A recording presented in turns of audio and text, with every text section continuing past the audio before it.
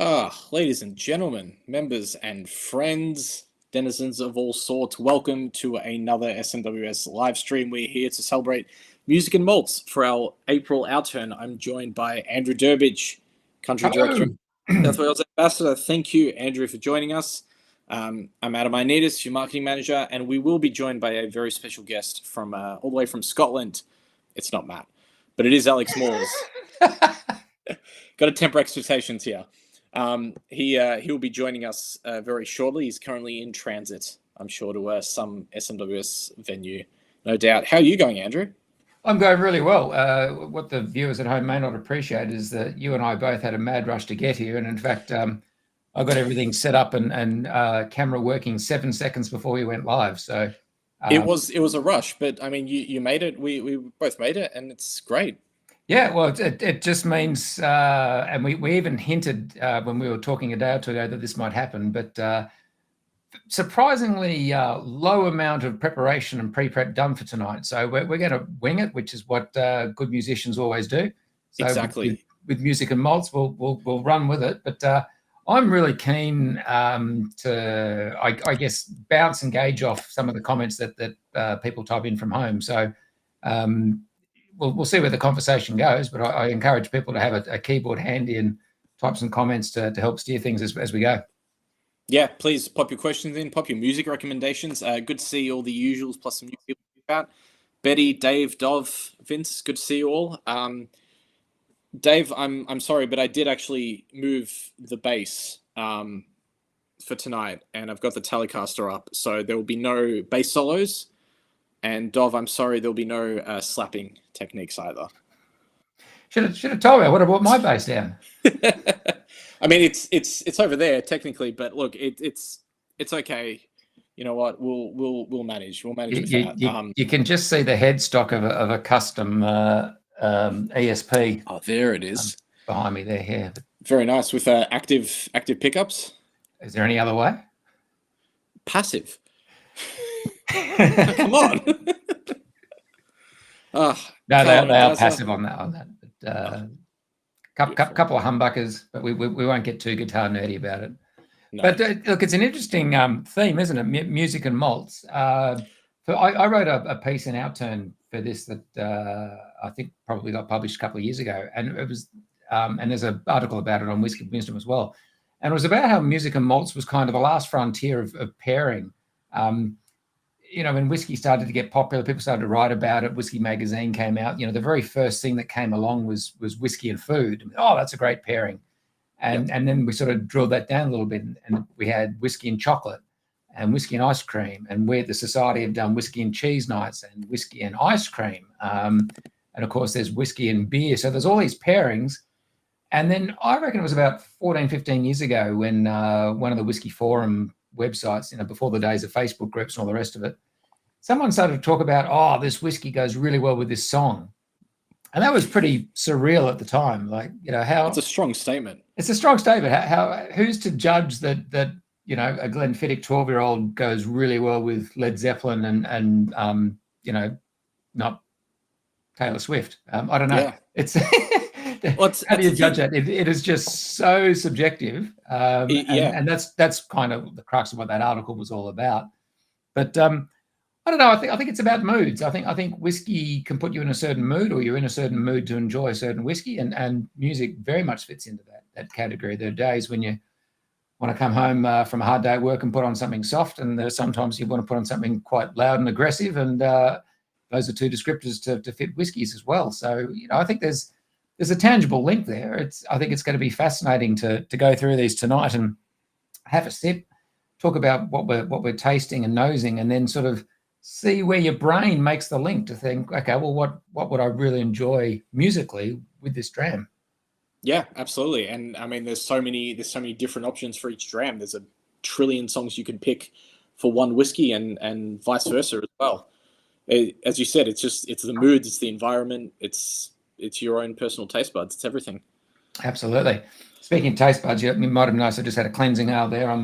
This beautiful. This is what in musical parlance, this is the support act. And the main band's about to come on. Dave Cooks has put in the comments there, Glenn Farkless 10 and 9-inch nails. Yeah. I'd take any Glenfarclas with 9-inch nails, frankly. That's a strong statement. That's a very strong statement. All righty. So, do you want to call the shots? Where are we going to go from here? Well, let's. I mean, I've chucked 19.74 as the first dram. Desert Mirage. Sorry, Desert Mirage. Ugh. It's been a long day. It is dessert, isn't it? Yes, Desert Mirage. Okay. One of my favourite of the underrated, lesser-known Highland distilleries. This one. This we had. It was almost 2 years. Over the last 2 years, we've had a really clean run of really good sort of 18 and 19-year-olds from this distillery. Just single cask, first fill bourbon maturation, usually juicy oak and vanilla or sweet fruity and mellow flavor profile. And I think this sort of ended that run for the last few months at least. But it's so juicy. I first started getting seriously into single malts late 1999, 2000. And at that time here in Australia, we still had the remnants of stock that had come in the mid-90s from this distillery. So the regular, actually, in truth, I can't remember now, it was a 10-year-old or 12, may have been a 15-year-old. But this distillery was renowned at the time for being one of the few mainland distilleries that would do their own maltings and peat. So this was a surprisingly smoky dram. So in the mid to late 1990s and the early 2000s, this was kind of the odd one out. If you wanted a smoky dram, you either went to something from Isla or you went to something from this distillery. And of course, the maltings ended up closing down. The distillery went silent for a little bit, and that's kind of gap in production made its way through. And the brand disappeared from Australia for a good, gosh, I don't know, 10, 15 years. In fact, I mean, even now, you've got to go to a pretty specialist bottle shop to find this distillery there. So it's one we don't see very often. And certainly at this point, as a 19-year-old, it's a very interesting special dram. So again, it doesn't have that smoke necessarily that the distillery was famous for in the late 20th century, but nonetheless, it still has a lot to recommend it. Yeah, I'd be really interested to taste, I guess, a single cask peated expression from this distillery, because every time it comes up, it's always the fact that they did do their own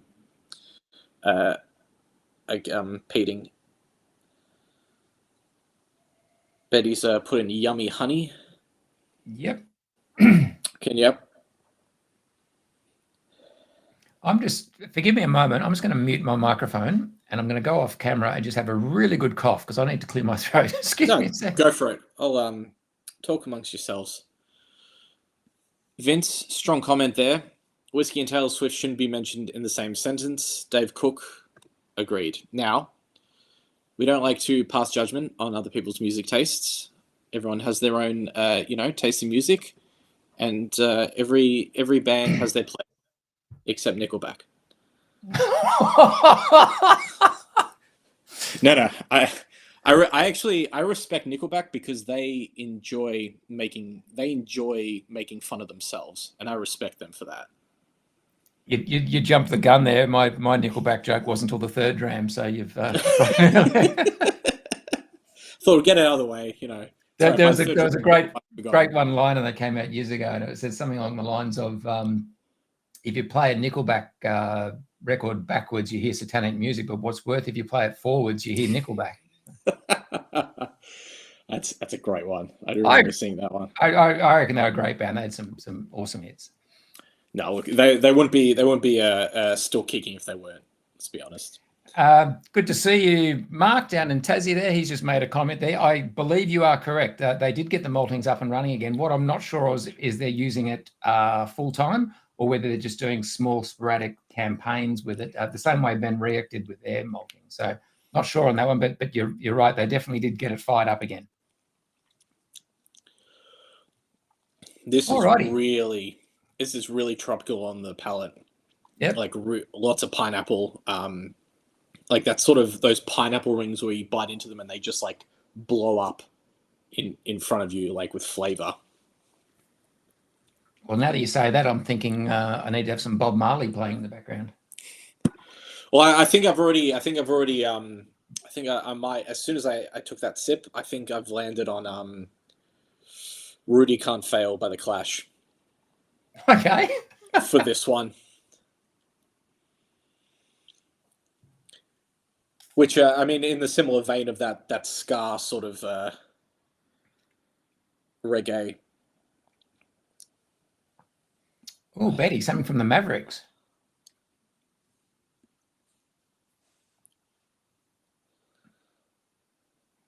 Gee, there is amazing fruit with that, isn't there?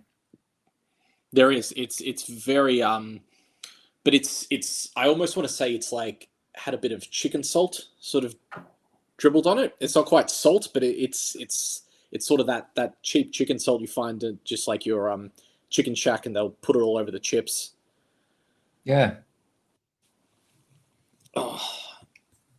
Yeah, well, what I like about that is sometimes you can have a very fruity whiskey, and a lot of it comes through from the esters, and that's when you've got a youthful spirit, with a lot more volatiles in it. This is 19 years old, so for that fruit to still be there after 19 years, it's either been a wonderful bit of alchemy with the cask, or sorry, do we have the details? It's a first fill bourbon. Yeah, so I was actually about to say it's first fill bourbon barrel, but the total outturn was only 128 bottles. So I'm assuming there must have been some sort of leakage, perhaps, or yeah. There's always three theories about what happens when you get that. Either a leaky cask, it just literally spilled out. Yep. The second one is for whatever reason one that just had an unusual amount of evaporation. And the third theory, which I know holds true, is the fact that it was an unusually popular cask with the manager, and he just came by and had to check on it a fair bit, and sample just to make sure. So, I think all three are definitely plausible.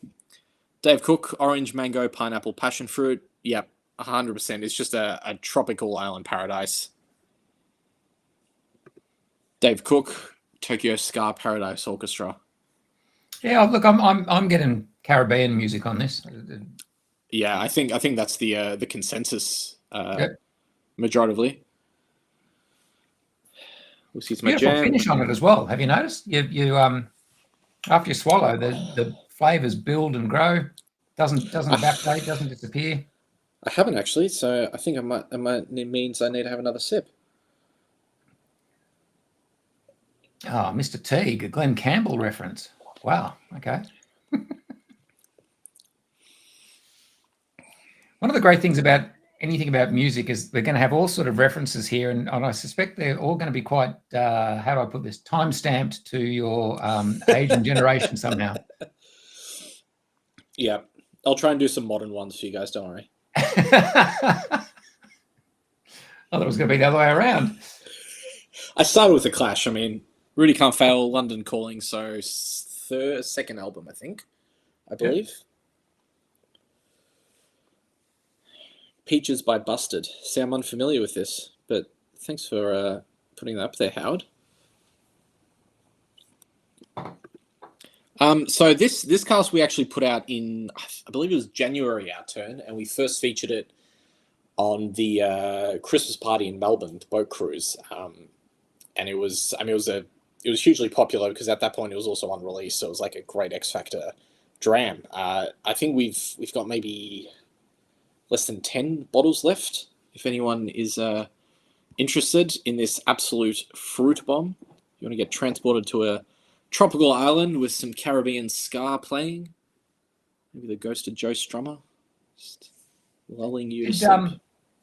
Did anyone feel the need to add water to that? I mean, it's very low at 51%. I certainly don't feel the need to add water. I'm kind of curious to know if it's going to go anywhere and suddenly break into a repeat chorus at the end. But excellent. Sorry, I'm going to be making really corny dad jokes and musical references all through, so we might as well just apologise right up front. I feel like that's all of our streams, minus the maybe less musical references. Which is great. That's why they come and stay. I did not feel the need to add water to that one. I felt like it drank perfectly at that age, 51.3, I believe. Yep. Yeah, that was That was fantastic. Although I have to ask, was your camera changing there a result of the laughter, or was it just a I may coincidence? accidentally have knocked something there at some point. Yes, sorry. Yeah, That's all right. No, I need to know for my personal, like, like if the joke hit that hard. oh right, okay, yeah. No, my let's just say my setup here decided to play the B-side. Very good. Yeah, wow, that's a great drop. Do you know, we've opened with that, and it's a great intro, a great opening dram. If there wasn't something peated in this lineup, I reckon you could finish with that dram as well. That's got some depth and some body. That very tall whiskey. Well, the Howies put in salt sea oyster brine top of the nose, which is an interesting one. Actually, is this no? It's 19. Almost had a little Flavour Hunters Whiskey Wanderers Festivals teaser there, but I'll hold off for now. For now. No, we did, and I picked the peated whiskey knowing that you'll be in this live stream as well, as I know you quite enjoy this. Thank you. We might cover that when we come to it, but yes, no, my eyes did light up when I saw that in the pack. Yeah. But the next dram is going into a bit of PX territory. Bourbon into PX wood with the fan favorite Distillery 68. I know Mark Teague absolutely adores this distillery, and so do I, to be honest. The Society 68s are some of my favorites. Although I feel like I've jumped the gun. Andrew, did you put in your pairing for the 19? Were you going with the Bob Marley or? Oh, I couldn't narrow it down. I'll just be vague. I'll be vague and just say anything Caribbean. Yeah, that's fair. Yeah. How about actually no? Oh, yeah. Just as that finish is kicking on there, I might go with the Mighty Mighty Boss Tones. That's Scar. It's good in between. Exactly. Alrighty, so we're on to 68.97, the joy of jostling flavours. Yes, and this is an April Outturn release. Just check the colour on that, will you? That is, sorry, let me hold that with this actually a white background. Wow, that is. Yeah, that's beautiful. That is stunning. And to your point, haven't the society's bottlings of this distillery just been amazing over the last 4 or 5 years? They've all been interesting. They've been consistent. They've been very full flavored. Nothing's ever been, thin or watery with them. No. And I think just to your consistency point, they've been consistent in quality. They've been mostly consistent in flavor, but even when some of them deviate a little bit, like one comes to mind. I can't remember the name of it, but it was a spicy and sweet from maybe a couple of years ago, and it was matured using one of our custom American and European oak casks that we commissioned, and it was just Nutella, like Nutella hazelnut on the palate. It was absolutely divine, and I'm kicking myself I didn't buy a bottle of that one. But no, it's the 68's been great. If you want to get into a competition about kicking yourself over what you've missed over the years, I wouldn't even dare. Not even dare. Oh my goodness. Dov, is this Billy Joel pairing for the 68 or for the 19? In your own time, there's no rush. Are you getting just the tiniest whiff of smoke on this? I feel like I always get a little bit of a whiff of smoke, and I'm never sure if it's just the room I'm in, or if it's the actual dram. But if you're getting it too, I reckon it might be there. And not to cause any confusion, not peat, definitely not peat. Just a really soft smokiness, some like a fragrant incense that's just sort of wafting off in the background somewhere. Wow. I think I can tell already this is going to be one of those drams that I think has a small injustice done to it when we do it in a virtual, because I think this is a dram you could seriously spend 15, 20 minutes with, and that's very boring viewing when two people just mull over one dram for that long. But you can just tell if you let this one sit for a while, it's really going to go places. Yeah, I think Well, I mean, I'd encourage, and Andrew, I'm sure you'd agree with me. Leave a bit in your glass and see how it goes towards the end of our tasting. Yeah, good call. And just before we go any further, I'd like to introduce all the way from Scotland, Alex Moores. Hi, team. Hello. Welcome late. It's all right. How you going? Where are you? I recognise that roof. Indeed. I actually, and apologies for my vertical, I'm on my phone, but I got off the train to Glasgow this morning from Edinburgh, and I thought I'll just walk a little bit and do this from outside our Bath Street venue, and then the lovely people here setting up have let me in early. We're not quite open, but this is live from Bath Street. There you go. No, I like that. There we go. I'll give my regards to Glasgow and the team. I shall do. How are we all? What dram am I up to? We just started 68.97, number 2. So you're right on time. Nice. Very nice.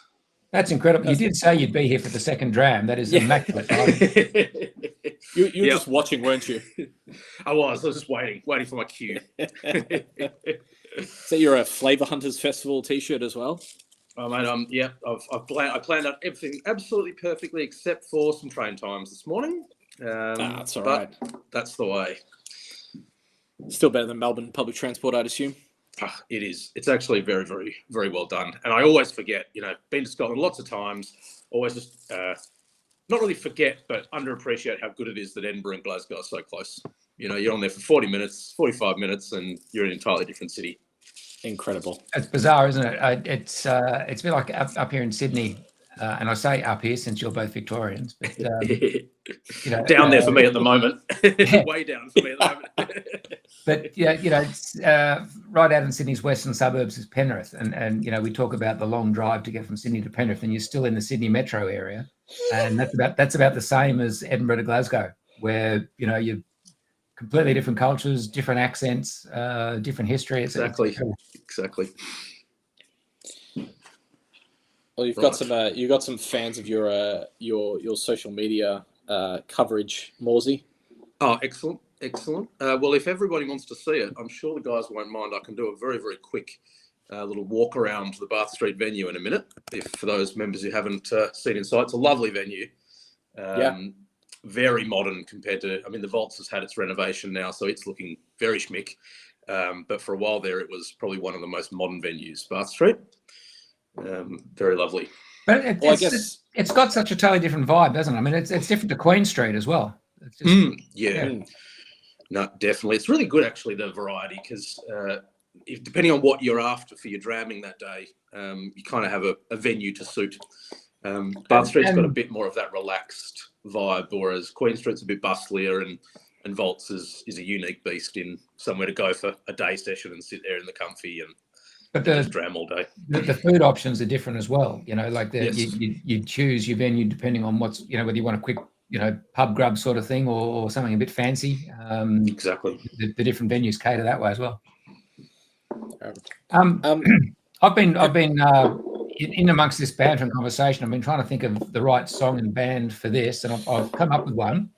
Pretty obscure. I can't imagine too many other people are going to get this, but I'm probably showing my age and musical preferences here. But there was what we would now disparagingly refer to as a hair metal band, but there was a hair metal band in the 80s called Cinderella, and they had a song called Gypsy Road, and I just want to drink this whiskey listening to Gypsy Road by Cinderella. Beautiful. Have you tasted it yet? Absolutely. Oh yeah, you have. That's what actually helped me zero in on the band I wanted to listen to. Sorry, I must have missed that.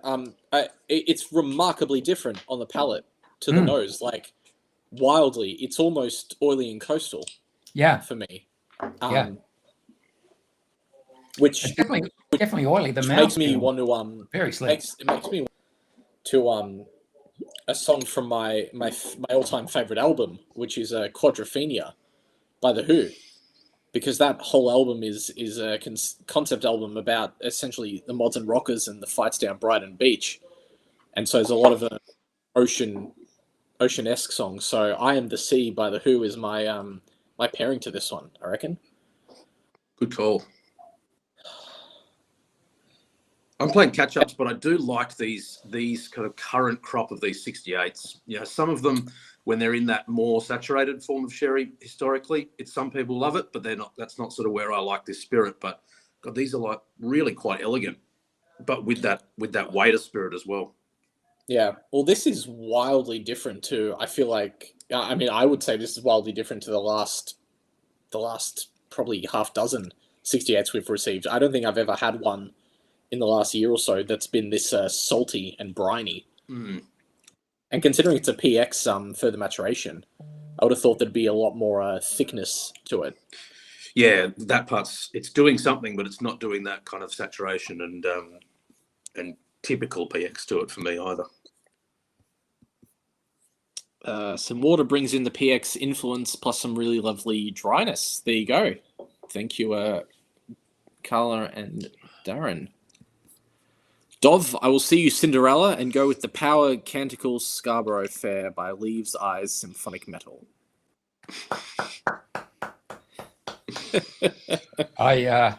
That's quite a raise. I'm not sure I can.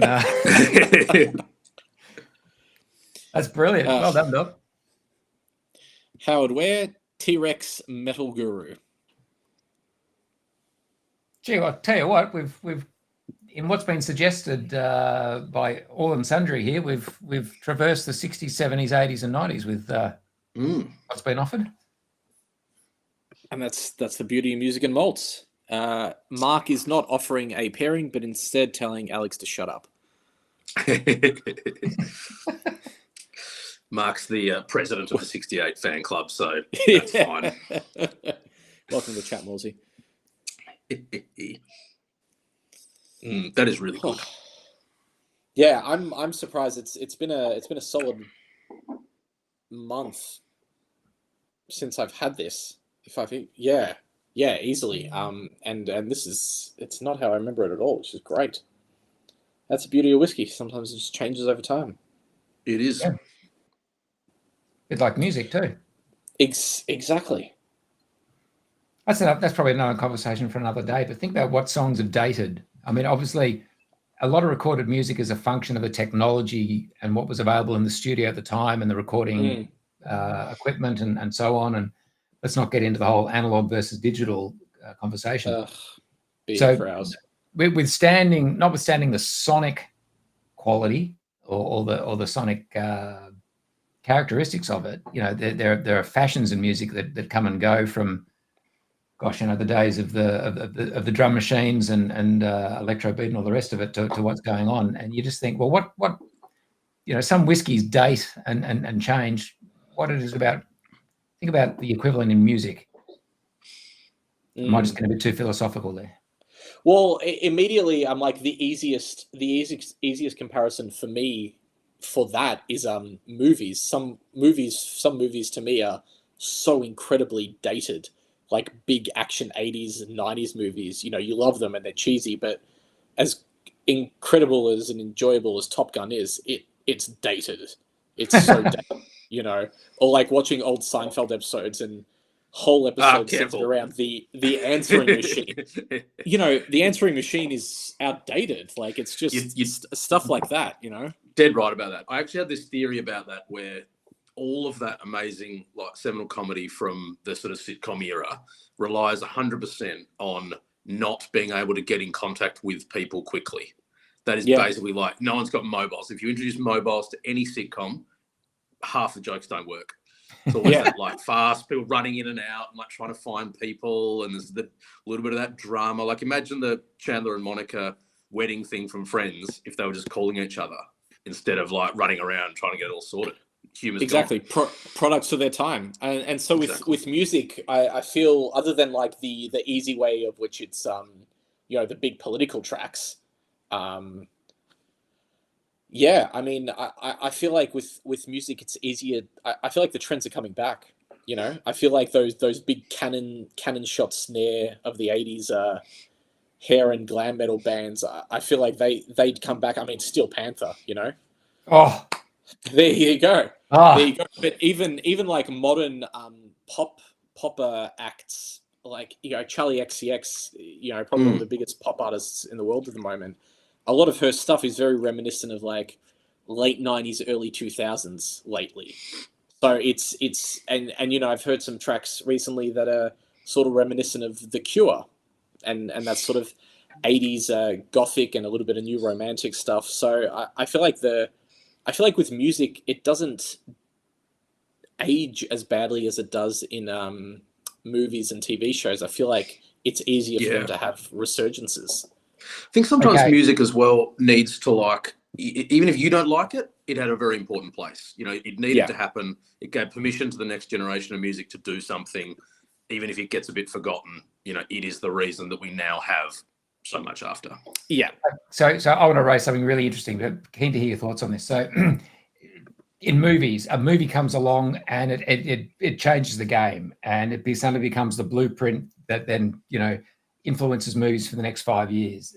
Star Wars did what it did, and then suddenly there were space sci-fi films for the next 10 years after that.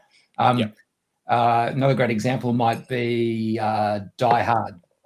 And that sort of introduced the whole thing of one man takes on the world and comes out in front, and the big shoot up things. So that that influenced things. And then you can also look at music, and albums come along, and suddenly everyone wants to jump on board that bandwagon. Never mind by Nirvana.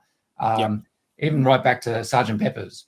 And you look at how many albums that came after that. So here's my point that I finally got to. What whiskies have done that?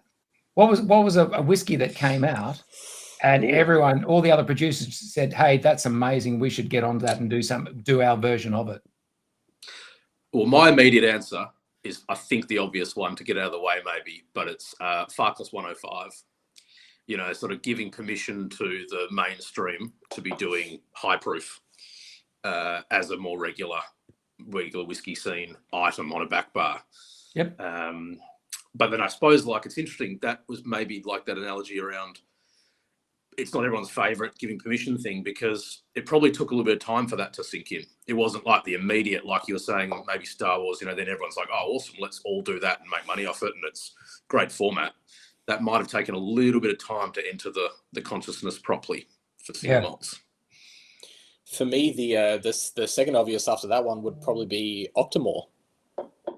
And going for that, that heavily peated, we're going to make a big deal out of the PPI, and just go, this will destroy your mouth sort of thing with smoke and peat, and then I tried society peated whiskey, but it's I feel like some brands I know, like Ardbeg sort of went with the I can't remember the name of it, but they had their ultra smoky one a year or two ago, and brands try to follow suit there.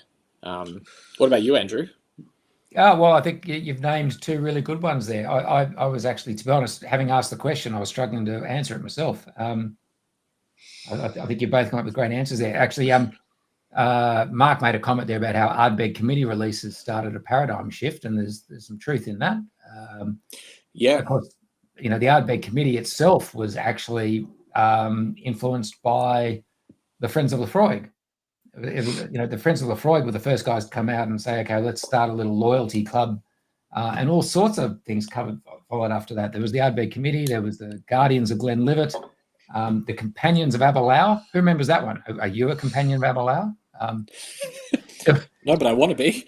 Now I really want to be. It's like that exclusive thing. I haven't heard of it, but I want it. There were some really interesting, distillery branded fan clubs that all appeared because Friends of Lefroy was so popular. So it is really interesting, isn't it, when you look at, and even further back around the way distilleries are businesses. I feel like Macallan's a fun one to watch because it sort of pioneered the age matters, and he'd had all this amazing age stock, and it was saying, nah, blends, forget them, and put these nice 12, 18, 21 on bottles. And then, you come full circle and it runs out of age stocks, and then it sort of tries to rewrite history for a second chapter and go, no, no age. We're all about just putting a cool name on effectively just a massive marriage that we've created, because that's where the talent is. And they sort of just rewrite the story to suit where they're at. And when you're a Goliath like them, you sort of do carry a bit of the zeitgeist along with you. I agree. Well, that was It was a good. I think it was a good little little. That was sesh quite philosophical for 2 in, you know. and you were 1 in, so like I'm only 1 in, yeah. although I assume you had to walk past the Bath Street bar to get to where you were, so you know who knows. I did. Yeah. No, I'll be out there immediately after this because I'm going to need more whiskey at 10:30 in the morning. Hey, I was going to say, yeah. Mark, I can see your question just off camera there. I don't know. The lounge was still there when I visited in 2017, but that's ancient history now, so I don't know if it's still there or not. Yeah, I saw it in 2019, so it made it that far. Yeah, I'm not sure after that either. The Glenlivet Guardians, Jesus. What a name. That's a seriously big name, and just like seriously big flavors that we're about to try next. Oh, segue.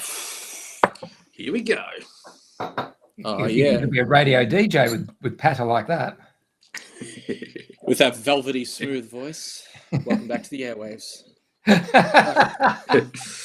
This is the late hour with Adamoditis. 3 a.m. It's super. It's fantastic. It's time to spin that back plastic. Andrew, did you have a past life? I may possibly have. Yeah. Reading the shipping forecast. So Cask 78.63, seriously big flavors. This one is April Malt of the Month, and I could not be happier with it because it's a 9-year-old bourbon and Oloroso sherry, but in the spicy and dry flavor profile. And I believe so it's a 6-year and 3-year split in cask maturation. I'm always really excited when spicy and dry, the panel gives spicy and dry to a cask, but there's clearly some, what's considered a sweet wine. There's maturation of that caliber involved. Yeah, like why didn't it make spicy and sweet kind of thing as well? Where does the dryness come in? Where does the sweet come in? That is actually, like as you've said it, I jumped ahead and tried a bit because I was curious about nose and palate connection, but it is quite sweet. It's incredible. Nice and honeyed. Yeah.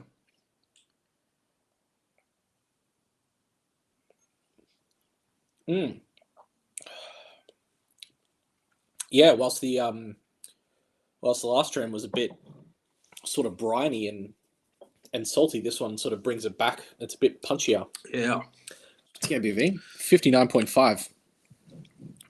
That's dangerously easy drinking for that strength too. Sometimes you can see that punch in a Distillery 78, but this one's just nice and velvety. Maybe because of that, even just sometimes that flavour association makes it seem more velvety. I'm getting it's a lot of like honey and like soft caramel notes to this one for me on the palate anyway. You know what is really, really, really impressing me about this is that it started life in a refill hogshead. We don't know whether it's second fill, third fill, fourth fill. It just says ex-bourbon hoggy, so read into that what you like. So the first cask had been used at least 2 or 3 times, and then it's been finished or extra matured in a second fill ex Oloroso. So the 2 casks that it's both been filled into already had a couple of fillings in it. And yet, check out the colour. Lots of cask influence there. And check out the cask influence on the palate and the nose. I mean, the sherry sweetness that's come from that second fill is extraordinary. So really, really good casks have worked their magic here. I think that's this is an example for me. Now you've said it, Andrew. I hadn't really thought about the effect of it, but I think this is why I just love second fill sherry use. Because, first fill sherry, it's good and it's got to be really carefully monitored, but second fill's that bit more forgiving and a little bit gentler as the sherry influence. And I think that's definitely what benefited this. I think maybe a first fill Oloroso would have drowned out some of that nice first cask. Yeah. Okay, so I'm nosing an amazing nose and I'm tasting some amazing flavours. Now my brain's trying to think, what CD should I have playing in the background right now? I should just troll this presentation, shouldn't I? I'd be like, this is a Justin Bieber dram for me. You know, it's clearly where this sits. see the hate comments roll in for me. Well, Betty's, there you go, folks. Betty's You're all part of the live stream right when there. Morsey got sacked from the SMWS. Well done. For the 50th time. Is it too late now to say sorry? No, you know what they say. Never say never. Ben? Steal Away Mavericks is Betty's pick.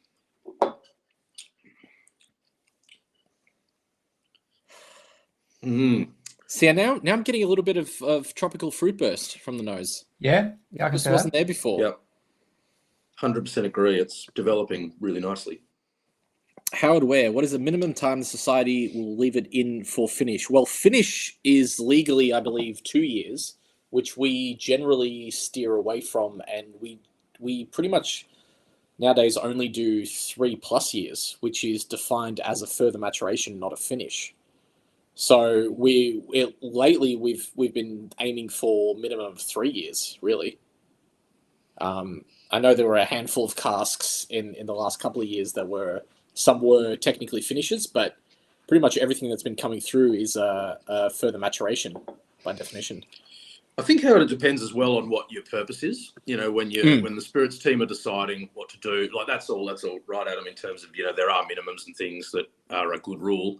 But then, you know, if you're talking an older whiskey, you know, we've done some, what I would say, crazy things, but in terms of the decision maker, where, you know, you take like a 29-year-old bourbon cask that's elegant as all get out, and then just decide to whack it in Oloroso for a year or something. And clearly when it's that, the intention is you're looking for a little bit extra, kind of like in wine blending, or, you know, you're looking to just fill out a little missing piece where you go, God, wouldn't it be amazing if it had that? And you're trying to get it from the second cask. Whereas sometimes, you know, like in more Adam's example, if you're doing kind of maybe a 6-year, 3-year, or, you know, 7-year, 3-year, you're probably wanting to use that second cask. You're wanting to impart a lot of that second cask, but not oversaturate it. So you give it the gentle bourbon for the start, and then give it the right time in whatever that extra maturation is, be it red wine, sherry, or whatever, that doesn't cope super well with full maturation, if you want to put some age on it. Yeah, I mean, we've seen some recent Highland Parks, like some of the aged, like the pea plants, for example, which I believe was like 19 years in a series of bourbon casks, and then transferred to a single sherry cask, but for like 6 years, you know, extra. So minimum we try to aim for 3, Howard, but the maximum really is up to the spirits team and has seen a few different variations. I think that the other answer that kind of is a bit of an umbrella over all of that is simply when it's ready. Yeah, absolutely. when they decide it's good to go. Yeah, we don't really aim for those attractive age statements that look good on the bottle and a typical, the 12-year-old, 15-year-old, although the next one is 15-year-old, but only because it was ready 15 years old. Yeah. There's no arbitrary numbers there. Yeah. We had this is going back a bit now, we had a society distillery 35, and it was bottled at 39 years old. And everyone said, you know, why didn't you let it tick over to a 40 and have it as a 40-year-old? And the answer came back, because it was delicious at 39. It was ready. Yeah. Yeah. Actually, that's a great point. There were a couple of good distillery. I forget now which one it was. I think there was another one that I remember thinking there were a couple of 39s. It's like, yeah, it didn't get to 40, or maybe 29s. It didn't get to 30. It's like, oh, why wouldn't they push that? But then, they were amazing. Yeah. If it tastes good, tastes good. That's, you know, it's all part of the society. I've been working at it. I've got my match for this one. Yep. Oh, got to think. And I'm going not with a song, but with an album. Okay. Diesel and Dust by Midnight Oil. And there's a reason for it, because if you listen to the album, it was very polished, certainly compared to some of the more rough and bombastic albums that preceded it. And so it was beautifully produced, you know, slick sounds, amazing catchy songs. But then if you've ever had the privilege of seeing the Oils live, and I've seen them live many times, they took those those songs that were so slick and polished on the album, and live they were just big and powerful. And that's what this dram is for me. It's slick, it's polished, it's got so many nice refined things going on, and yet then you taste it and it's just like being, at front row with the Marshall stack right in front of you. It's a good one. That's a great pairing and great explanation of the pairing. Morsey? I haven't narrowed it down to an album yet, but I don't know why, but I think it's the spiciness from the oak in this that's making me think of like a bit more like natural trees and whatnot. Not exactly herbaceous, but just sort of forest wood and things. And I don't know why, but it's just like I'm straight to Jethro Tull. I don't know which album yet, but okay, something Jethro Tull's swirling around in there for me. We definitely need to hear more flutes in whiskey circles, I reckon. Don't we? Yeah. The flutes and saxophones and a few other instruments just had their little moments of music history.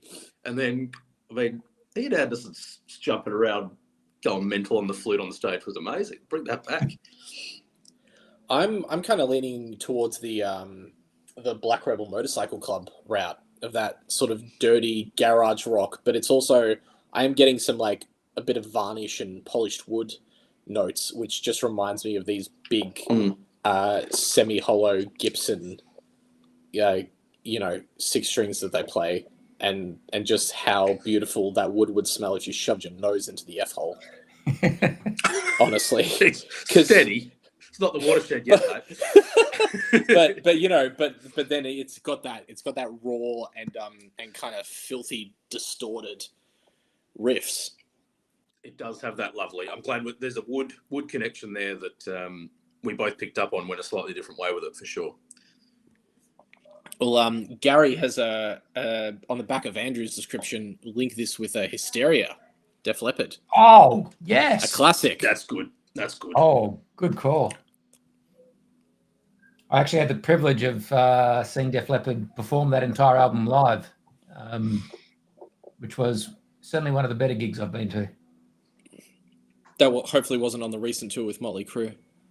I did see that tour as well, which was a shocker. But, I recently caught up with my godfather, who's a lifelong metalhead, and it was very much some bands you should just stop seeing after a certain time. Preserve the memory.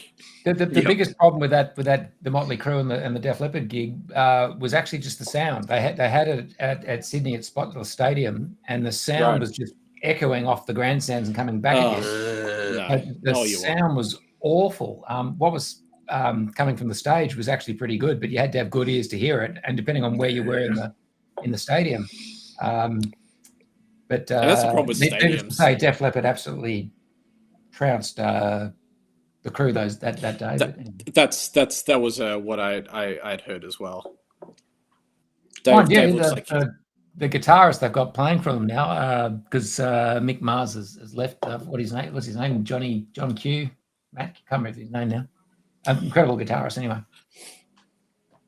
And how was Nicky's backing track? I didn't mind Nicky's backing track. It was Vince's one was the problem. You could, if you've seen Vince on the YouTube videos, you know the man can't sing or even breathe these days. And, I wouldn't doubt it. Very obvious we were listening to a recording. I just remember seeing a clip. I think it was from a couple of years ago, but it was someone rushed the stage and Nicky basically stopped playing to fend him off, but he stopped playing. The bass did not stop playing, though. Yeah. High and Dry by Def Leppard from Mr. Teague. Oh, good call. Yeah. And the Howies come in with Springsteen live in Nebraska. Recorded sweet live, incredible. That's interesting. I thought Springsteen was a possible for me as well, but I agree with that. And now we've got a Def Leppard. We've got a hair band basically showdown here. Dave Cook saw Leopard and Scorpions a few years back. Mix from Leopard was horrendous. Yeah, I can. I've seen Def Leppard live 5 times, and on 2 occasions the sound was appalling. Just not. It's a shame. Very shame. Gary saw him back in '89 Okay, here's a question. What was everyone's first gig? Oh. Okay, mine was Petra at the Horton Pavilion, 1988. There we go, Petra. Alex? I think that this has come up on a previous live stream, like 5 to 6 years ago. I couldn't think of it then, and I can't think of it now because I can only remember. And it wasn't like I was having an amazing time. I can't remember it. It's like I can't. The one I want to say is like, I reckon I saw Justin Timberlake first, but then that doesn't feel right because I must have seen something. Oh, it definitely doesn't feel right. You know what, Andrew? It gets better because I saw him twice, back-to-back nights. It was amazing. You know what? He writes hits. I'll give him that. Like, he's got some catchy stuff. But I feel like it can't, for the timing of it all, it just can't be the first one. It must have been something more around uni. Like, I reckon I saw something at the uni bar or something and can't remember it, you know. Actually, that might be because I genuinely can't remember it. That might be why.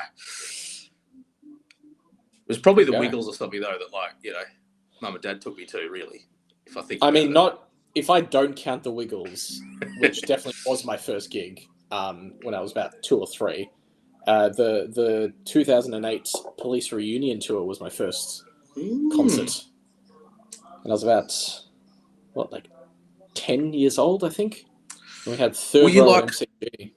Were you already, like, into the Police? Like, was that a thing that was in the house and you were, like, into it? Or Dad's, like, diehard Police, Sting, Stewart, Andy, all of them, every side project, everything. So it's, I grew up with it. It's like how I am with Pearl Jam, basically. Sorry, Andrew. Oh, yes, that's right. Yeah. It's funny. I can say this is hand on heart gospel truth, but the Wiggles supported my band. Nice. Like the full Wiggles or Murray? No, the full Wiggles, the genuine Wiggles. It was amazing. A big family day out at Australia's Wonderland, and there was an afternoon of entertainment on, and the Wiggles did their set from 2 till 3, and we came on from 3 till 4. I was in the Australian Monkeys band at the time, so that is amazing. The Wiggles followed by the Monkeys. That would be like fantastic. OG Wiggles lineup too, like the proper Wiggles. Yeah, absolutely. Like, this is the real deal. Yeah. Did you have to wake up Jeff? I've got another link to that because I think they would have been my first proper band. Well, proper band live. You played with them essentially, and then the over 18 a few years back they did an over 18 tour in Australia with the original Wiggles. Basically, for all the kids who grew up with them, they did like 18 plus gigs, and that was my first shift at the Croxton Band Room. Was this sold out Wiggles show with all these like 18 and 19-year-olds just getting pissed and watching the Wiggles play. It all comes back to the Wiggles. It all comes back to the Wiggles. I tell you what, I don't know if I can share a screen with you. Yes, I can. You should be able to. This photo was taken the week after the Wiggles supported us. See if that comes up. To the scene. Yep. Ah, look at that. Wow, look at that. That is actually me. Look at those strands. How's that? Oh, they were glorious days. You're gonna hate this, but you do look like Mike McCready in early 90s Pearl Jam, their lead guitarist, because he had that same outfit. It must have been the vibe then. This was sort of like, I don't know exactly what year that was. Can't quite place when I would have, but we have exactly the same dress sense in that way. I was definitely wearing that exact outfit when I was going out. Like always the waistcoat. Always had a waistcoat over a t-shirt with jeans. Yep. It was classic. All right. Well, I reckon that's funny. Sorry, Mark has just said thought AD was referring to the Cockroaches. That's ironic because we did support the Cockroaches. There you go, Mark. You're on it. No, sorry. I tell I'm thinking the Radiators. We supported the Radiators. Never mind. Mark, never mind. Your comments off. Yeah, never mind, Mark. Go away, Mark. Dave, Phil Collins, first gig, amazing. Mark, Tommy, Emmanuel, and that's pretty good. That'd be good. Dave chimes in with that too. Great gig, beautiful. And Andrew, there you go. That hair, from the Howies. Oh, hang on, mate. I got to show you one more. You've got to see hair. This is that's me rocking a mullet. Oh man, that is good. How's That's that? not even a mullet. That's just like that's its own thing. That's impressive. that's a main. Is that the AESP? Because that's a Floyd. No, that was an old Yamaha I had. Yeah, right. Yeah, nice. Anyway, there you go. I reckon that's a good segue to 18.52. I challenge thee to a duel. Yeah, I was going to say because you were 18 back then, right? Actually, I was. You're quite right. I was literally 18 in that photo. The lucky segue paid off, Adam. Well done, mate. Crowbarred that one in, but we got there. It's funny you should mention that, Mark. As Andrew said, it was a Yamaha, but I do have an Ibanez GIO in a case somewhere around here, which is essentially very similar shape to that one. It was the style. It's that Japanese made 80s and 90s guitars. What am I? There we are. And Dave Cook, AD, you need to bring that back. I was half contemplated to get a wig for tonight's show, but anyway. Vince Neil wig with the bandana. Oh, Dave Cook, I love the name for this dram. It's a cool name. I challenge thee to a duel. Although it's interesting because the official name has the little ellipses there, but on the bottle it doesn't.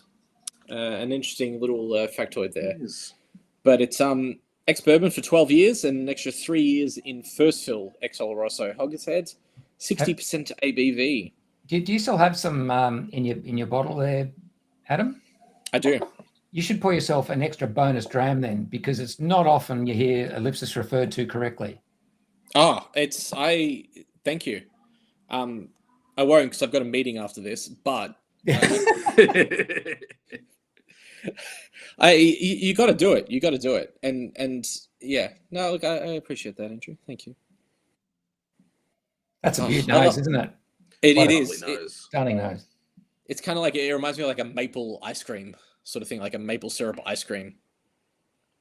Just to my point on the previous whiskey. So the previous one was a refill bourbon hogshead into a second fill Oloroso hogshead. And here we've got a first fill bourbon hogshead into a first fill Oloroso hogshead. So in theory, it should be very similar to the last dram, but just taken up a notch or two. Yeah. In theory, ignoring the fact that it's from a distillery on a completely different part of Scotland. But anyway, apart from that little inconvenience. Honestly, now I'm getting like rum raisin ice cream on the nose. Like it's just like that sort of raisin bread, sugared raisin bread sort of thing. This is I'm with you. I'm with you right? there. In fact, I'd raise you toasted banana bread. Okay. Ooh, yeah. I'd enjoy some of that on the side. Heavily buttered. Oh, definitely. It's not already dominant, but the Oloroso is definitely there. More, as you said, Andrew, it is actually just genuinely more front of play than on the previous dram for sure. In the sherry, typical sherry elements of Oloroso. I remember this dram now. I remember tasting this for the first time. Wow. This dram disappeared within, I think, the first 2 or 3 days when it landed at Whiskey and Ailment, like the bottle. I mean, this whole Outturn actually disappeared very quickly, but this one in particular, I remember looking at it. And aside from the fact that it's a 15-year-old deep rich and dried fruits that's $230 for a bottle, I did not think it would go that quick, and I can see why now. I'm reminded why again. It's also coming off the back of a nice run of distillery 18s. You know, like it was one of those distilleries that dropped off a bit in terms of getting them through the outturns. But then I think the reputation had built back up by this one. There'd been a few before it that were also popular. And then, you know, you can almost take a punt on the distillery code on spec. Yeah. Here's a question. Have either of you ever had an oily and coastal from Distillery 18? I don't believe so, which is kind of funny when you consider if you stand at the distillery, you could almost hit a golf ball into the ocean. Yeah. Well, all I'll say is stay tuned for June. Oh, okay. Am I massively confusing this? What was it something onion jam? Was it an Oiling Coastal 18 or was it a JOV 18? I'm picturing just a blue, lots of blue on a 18. Never mind me. It might come back into my mind in a minute, but I think possibly yes. Possibly yes. Howard Ware says this is good, and Howard, you're not wrong. This is good. Yeah. I actually might have to buy a bottle of this. I'm going back for seconds. My first pour disappeared very quickly. That's a compliment and a half. That's super Moorish. And I think also, look at that ABV, 60%, Bain on 60.0, but doesn't come across that way at all, does it? No, not at all. Both of those, this one and the last one too, yeah. Yeah, exactly right. They've all drunk really well. Betty, this one, Rocky Road to Dublin Maverick. Okay, you'll need to educate me there. I know the traditional Irish song Rocky Road to Dublin, which is an awesome song. Has Maverick done a version of it? Let's have a look. Rocky Road to Dublin.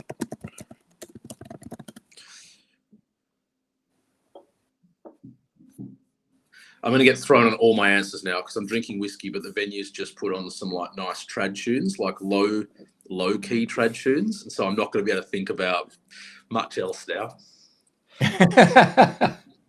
Google is not giving me much of an answer to that one, so Betty, you might have to give us a hand there with that one. I'm actually seeing the High Kings when they come to Sydney, and when is it? Later September, I think. They do a great version of that song as well, Rocky Road to Dublin. Make sure they sober up beforehand. Yes. Oh, yeah. Confirmation from Betty. All right, I'll have to look into that. Yes, they have. There we go. Thank you, Betty. I was going to say there's a beautiful after scent. There's something on the back of the aroma on this that I was almost reaching for a tobacco leafy note, and I've just spotted here in the official tasting notes cedarwood cigar boxes and pipe tobacco. Nice. So there you go. There's a bit of consistency there. I'm definitely getting cedarwood there. Absolutely. Yep. And thanks, Teague. I thought it was, but I just couldn't quite remember the shade of the blue, but it didn't feel like an Oiling Coastal. You know what? I'll raise your cedarwood, and I'll sprinkle a bit of paprika in there as well. Ooh. There's something. Paprika or smoky paprika? I want to say sweet paprika. Okay. Yeah, I'm not getting a lot of smoky anything off this, to be honest. But I think my sweet paprika might be my version of your tobacco in the cedarwood. Yeah. Betty's come in. Celtic Thunder. They're one of their guys died a while ago. I haven't heard from them since the big tall bald guy, which I know narrows it down a bit, but he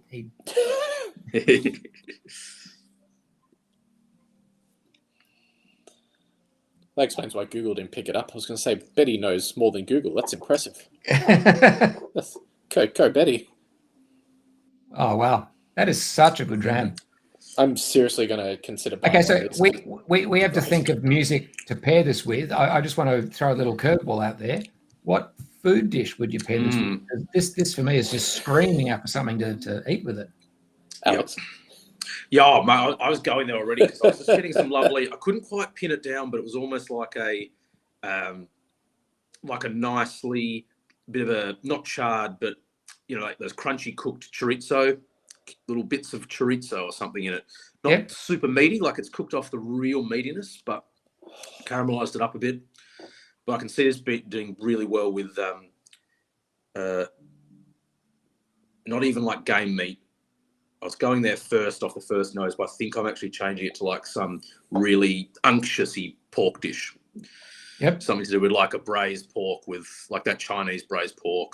I think it'd You're right. Really there's a spiciness to it and a sweetness that would go really well with exactly what you just said. Yeah.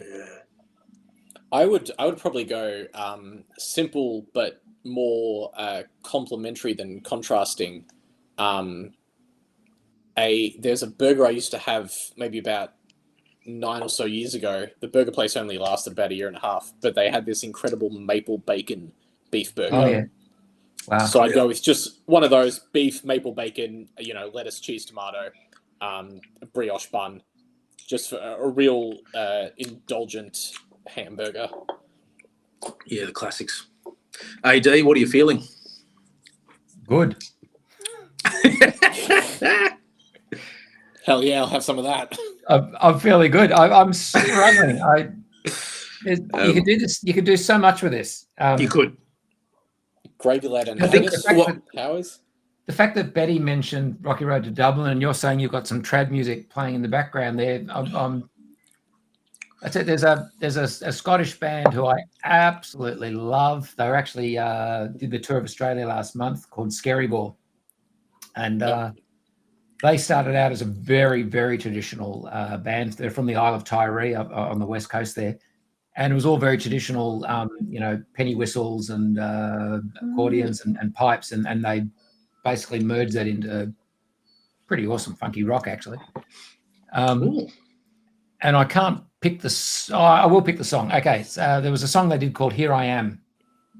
And I confess of their 7 albums, I can't remember which album it was off, but Here I Am, and I'll look that up in a moment. That's what I want to listen to drinking this whiskey.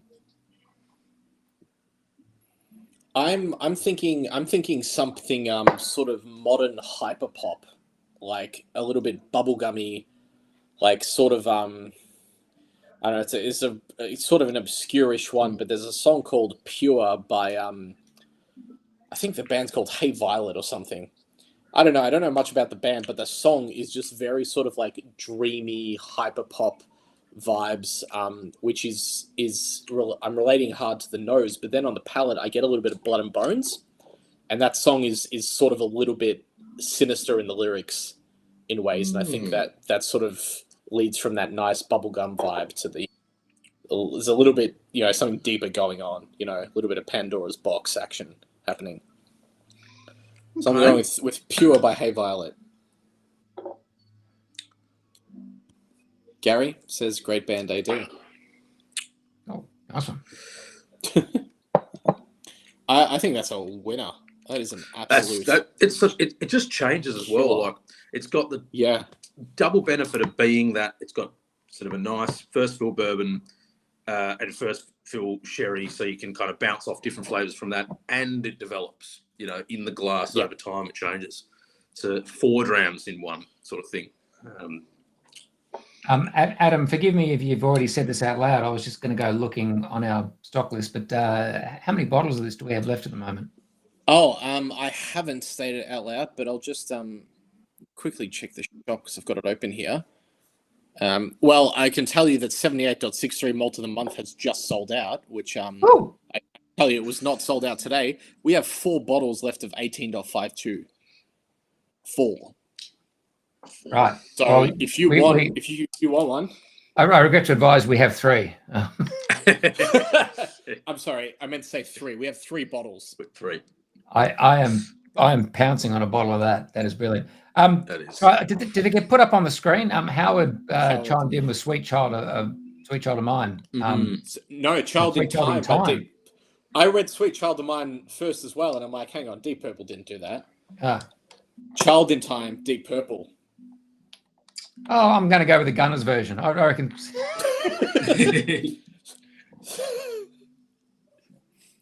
There's nothing wrong with your suggestion too, Howard. Thanks for contributing. Vince thinks so too. There you go. Affirmation. I didn't know. I'll have to do some research. That's a really good comment there too. I mean, they are. In fact, if you think about it, of the 4 drams we've had so far, 3 of them are from distilleries here actually don't see much of commercially in Australia. So yeah, they're hard to find. No, I think that that's what we try to do best. it's not only about the distillery; it's just about the flavour, and that was an absolute banger. So if you want a bottle of that, I would jump on that. I would absolutely jump on that because it's going to disappear and it'll all go to Andrew. You say that as ever a bad thing. Yeah.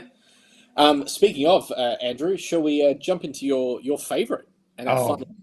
We should. It's funny. I'll be interested because that last dram was an absolute banger, a cracker, and I'm almost prepared to give it dram of the night before we start the fifth one. But I actually know what the fifth one is, so I know I'm about to renege on my words there. But so there's a bit of history behind this one, folks. It was actually it came in for our festivals, part of our festivals bottlings in 23.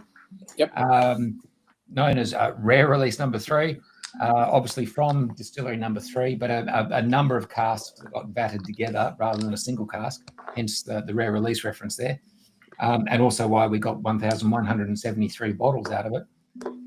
But this, to me, is one of the great bottlings from this distillery that the Society's done that really takes you back to the style, the house style, and the characteristic that the distillery was famous for. You know, the one that really got a lot of whiskey tragics excited and in love with this distillery. And some people would say that the distillery kind of moved away from that in its house style and certainly put a few bottlings out that strayed from that style. And there's a few jaded fans out there as a result. But it's like the band that sort of started with some enormous hits, put out some couple of boring albums, and then came back with something that just kicked in a big way. And that's what this one was for me and many others, by the way. Some of the people watching this will know Bruce Ferrier, laird of the Gillies Club in Australia. He is Australia's number one, I'll say the distillery, Bamor Tragic, knows his Bamors backwards. And I served this to him, and a big smile just came on his face. As it just, for him, that was just an amazing reminder of how good this distillery can be. And this particular expression or bottling that the Society did a couple of years ago is just stunning. And I've personally bought a couple of bottles of that. I didn't know there was any left in the stock list. If there is, I might have to buy one more. But an amazing brand.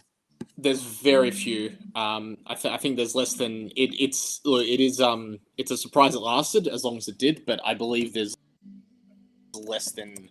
There's about a dozen. I think. Yeah. Well, look. Let's be honest. It's got a price tag. It does. $499 is not cheap in anyone's language. So the more expensive casks do tend to sit around for a while. And I think yeah.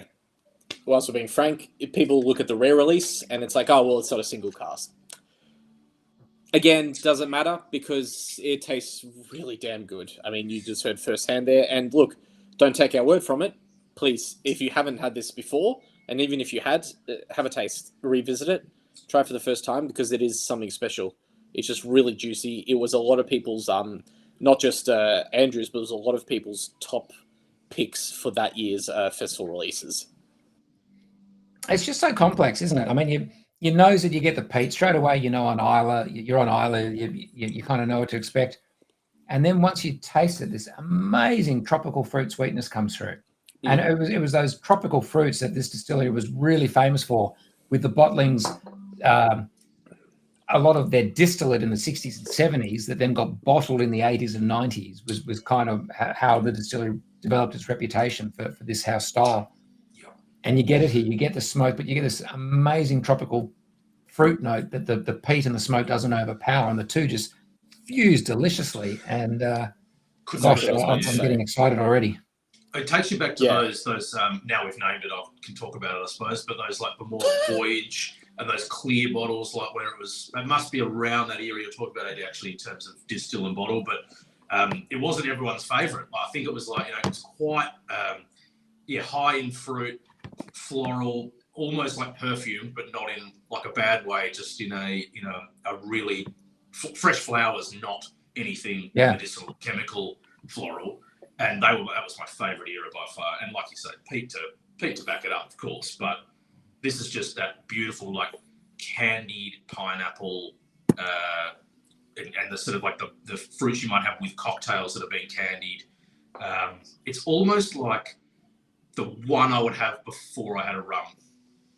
Yeah. You know, like you'd have whiskey all day, which typically I do, and then you would like, oh, might have a rum, but this would be like the bridge just before that to kind of segue in. I think I'm getting lots of lovely of those same sort of tropicals that come off, like Caribbean fruits. Yeah. Howard Ware's just asked how many distilleries are in this whiskey.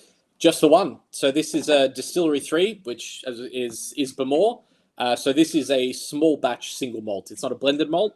It's not a single cask, but it is a single malt whiskey. So it's a handful of casks from a single distillery, that one being Bamore from Islay. It's actually really interesting, Howard. Like, this is worth talking about, I think, because basically this is how Bamore make whiskey.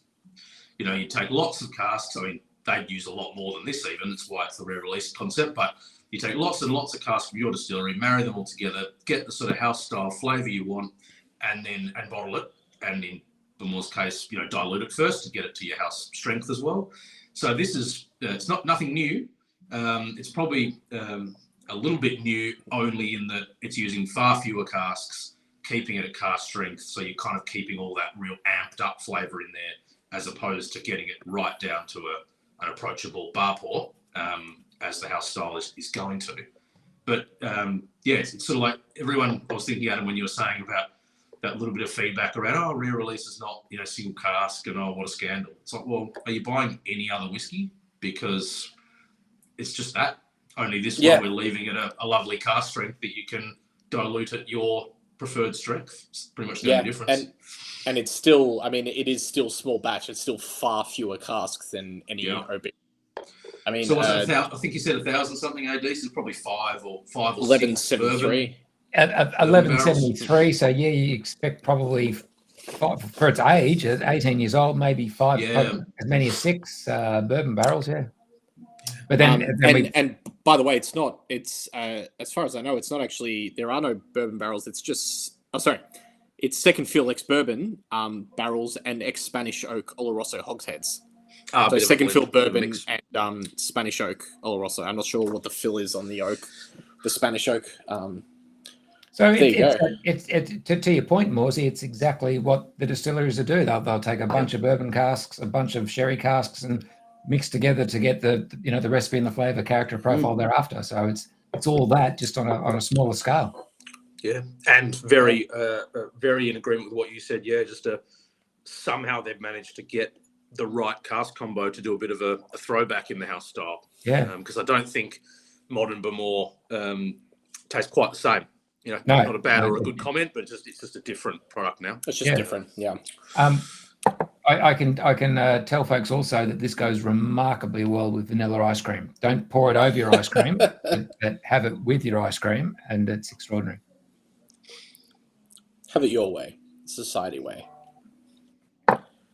Betty Petrie once again has put in her song choice, Galway Girl, Mavericks, Forster and Allen. I'm starting to sense a theme here.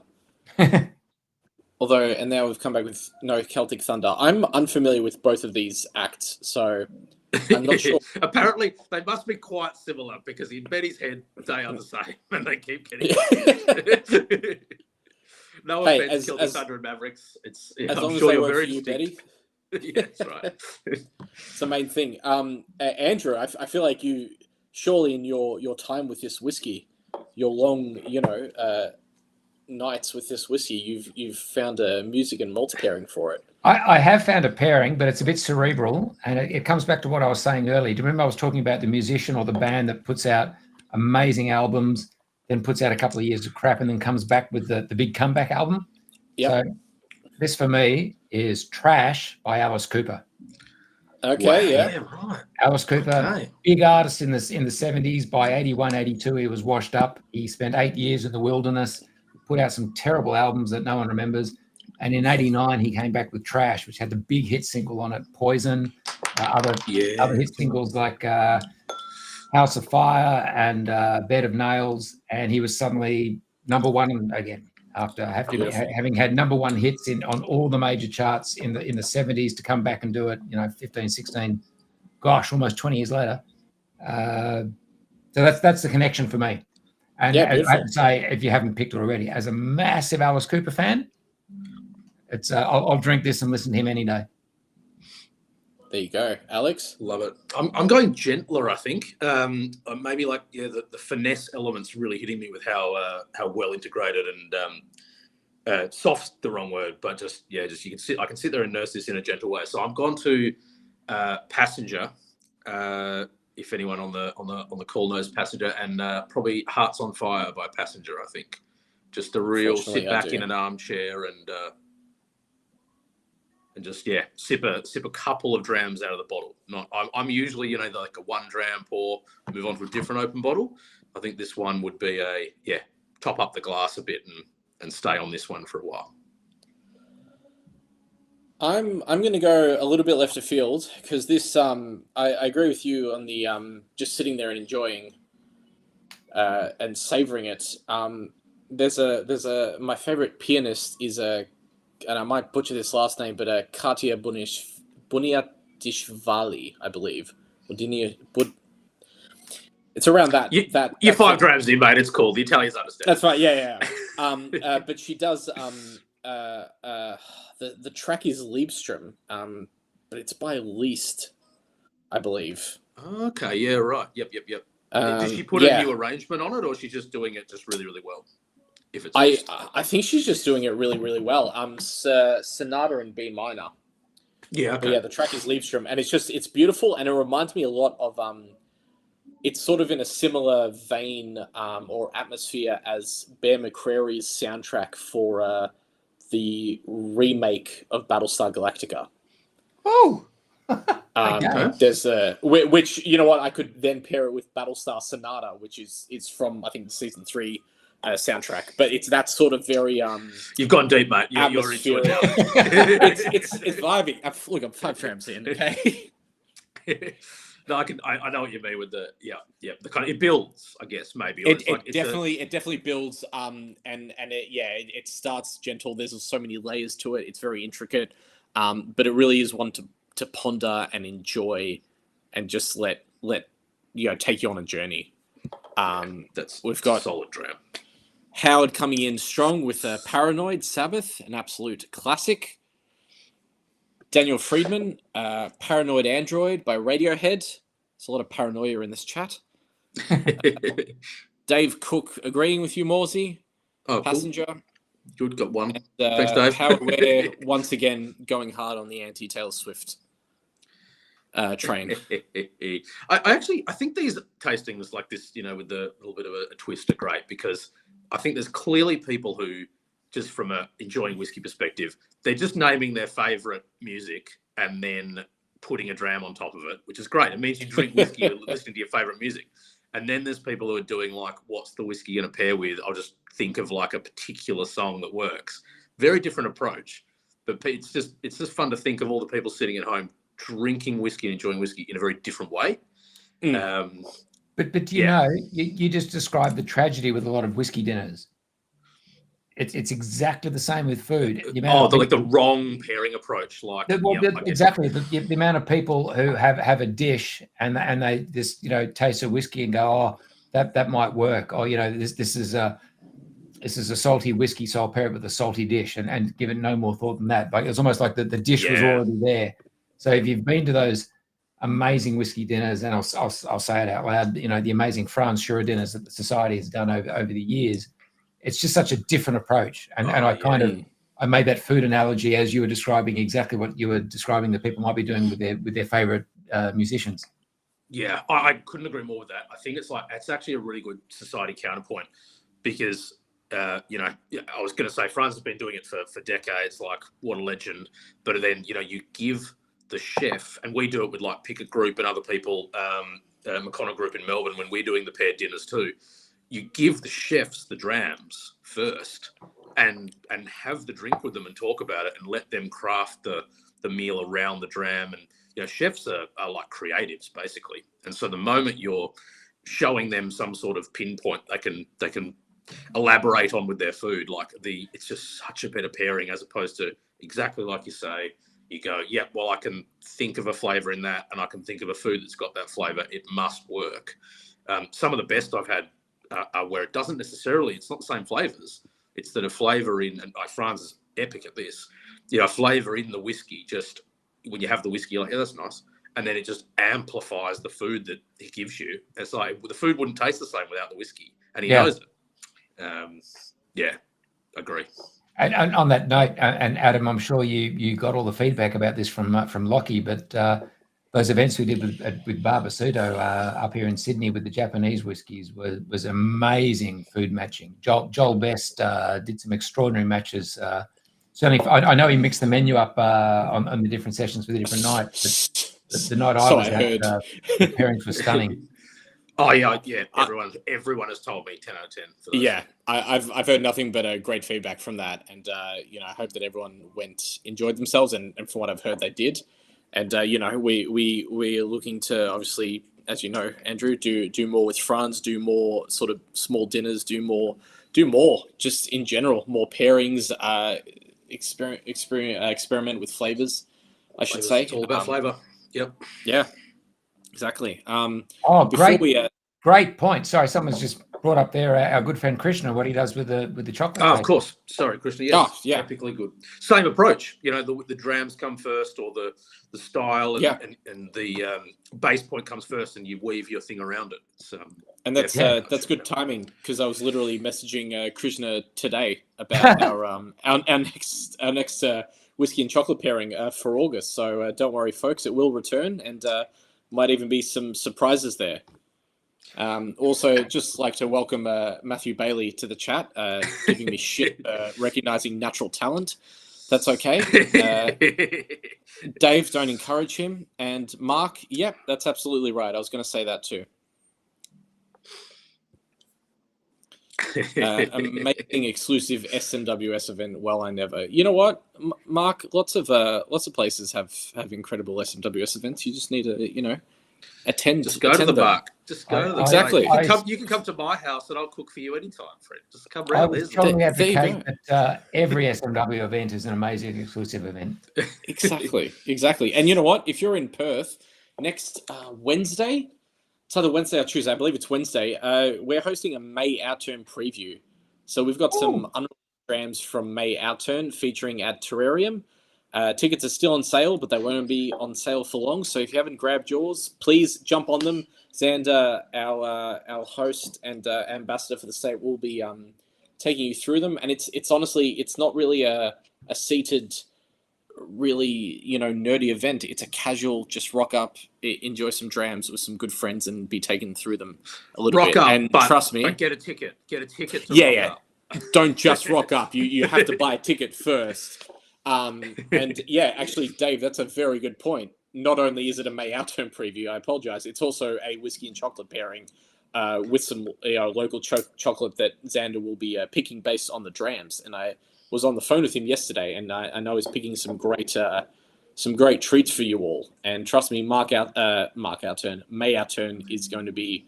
It's a smaller Outturn, but it's really punchy. It's all about peat and sherry as we gear up for the festivals in June. Yes. So this last dram is making me very keen for festivals month now. Look, I'll give a little teaser for those who are tuning in. We're getting 15 festival drams, where it's the Whiskey Wanderers Festival this year. None of them are rare releases. There's one 5-region blended malt, and then the other 14 are essentially single casks or further matured. So. Including one brand new distillery code that we haven't seen in Australia yet. So lots to look forward to, and keep an eye out for more events that will be popping up. To Hobart and Launceston are already on sale for the end of June, and Melbourne and Sydney all-day festivals will be on sale in the next 2 weeks. We're really excited for that. Andrew, Alex, I think it's a good time to wrap it up. It's been a really, really fun night, and I hope, thanks everyone for tuning in, and I hope you all enjoyed it. Thank you for joining me, fellas, on this Wednesday evening. Been an absolute pleasure. Morsey, you're at Bar Street, so I can only say on behalf of everyone watching, you bastard. Yep, I'm off my follow-up drams and probably some lunch soon. Very good. I'll have one for all of you. Well played. And seriously, everybody, remember, Australian members watching this and tuning into all our virtuals, it's globally reciprocal. If you're ever in Glasgow, Edinburgh's 2 venues, London's Greville Street, which I'll be at next week. Make sure you make bookings because the popularity is on the rise, but your membership entitles you to visit. And like we were chatting about at the start, my start, the venues are very different. So go to them, go to all of them, say hello. Bar staff are awesome. Front of house is great. They'll want to know your whiskey journey and want to just basically don't have any idea of what to order. Just go into one and go, I'm chatting with the guys. Someone will pour me something really cool. It's the way to do it. Yeah, awesome. Absolutely. Bring your membership card and enjoy yourselves. Yeah. Adam, all right. mate, well done tonight. Great concept, well delivered, well played, fantastic. Thank you. Night. Awesome, and couldn't have done it without you guys as well. Great, appreciate it. Well, see you guys for the next one, and please keep an eye out for the events. May Outturn preview drops on Friday, so you'll get that in your inboxes. And thank you everyone for coming down. Perfect. Cheers.